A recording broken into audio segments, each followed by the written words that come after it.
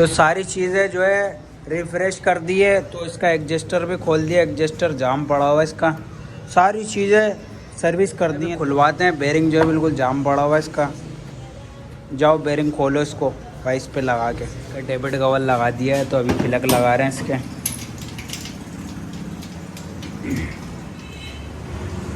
Vtech लगा रहे हैं अभी इसका।